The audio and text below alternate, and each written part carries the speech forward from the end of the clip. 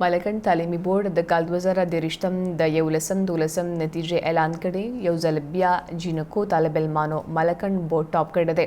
طیبه اکرام قاضي په 1015 نمبرو په اول پوزیشن ترلاسه کړي. عتیقه جاوید په 11,000 دویم او فایزه شمس په 1009 دریم پوزیشن اخیستی. تفصیل ګورو د احسان دانش په دې رپورټ کې.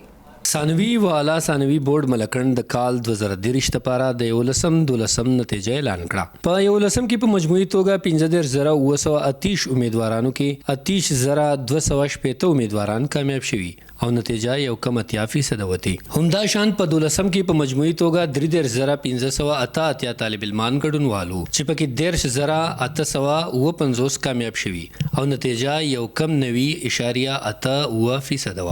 د کامیاب طالب علمانو په درناوي کې جوړې دستوري کې د ملکند بورډ د ذمہوارانو په شمول د رفا پوهنتون کیمپس ډایریکټر د سکولونو کالجونو استادانو او والدینو په ګڼ شمیر کې ګډون کړو. ملکند تعلیمي بورډ یو ځل بیا جنکو طالب علمانو ټاپ کړي. په کومه کې چې طیبه اکرام قاضي 1015 نمبر سره اول پوزیشن ترلاسه کړي. عتیقه جاوید 1012 سره دویم نمبر او فایزه شمس په 1009 نمبر په دریم پوزیشن راغلي. په آرټس ګروپ کې د ګورنمنت ډیګري کالج بټخیلی طالب علم ریان محمد په 901 نمبر اول پوزیشن ترلاسه کړي. د میډیا سره د خبرو په محل پوزیشن اخیستونکو طالب علمان د خپل مستقبل لپاره پوره امید دي. مانن فرست پوزیشن اغسته ده په پری میډیکل کیټګری کې زما اراده میډیکل ته ده او ام ډی کیټ کې په الحال خو سکور خده ان شاء الله امید لرو چې مخکې هم ما ملکن بورډ کې سیکنډ پوزیشن اغسته ده 1012 مارکس په دي فیوچر کې زه ډاکټر جوړېدل غواړم او زما په بورډ کې تھرد پوزیشن ده.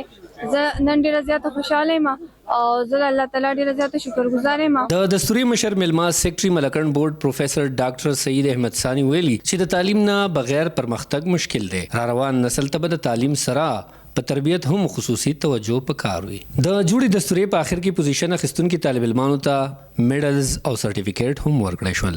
مشر ملما په طالب علمانو غږ کړی چې د بهترین تعلیم د پاره به د نقل مخنیوي ضروری وي. احسان دانش، مشرق ټي وي، درپاین.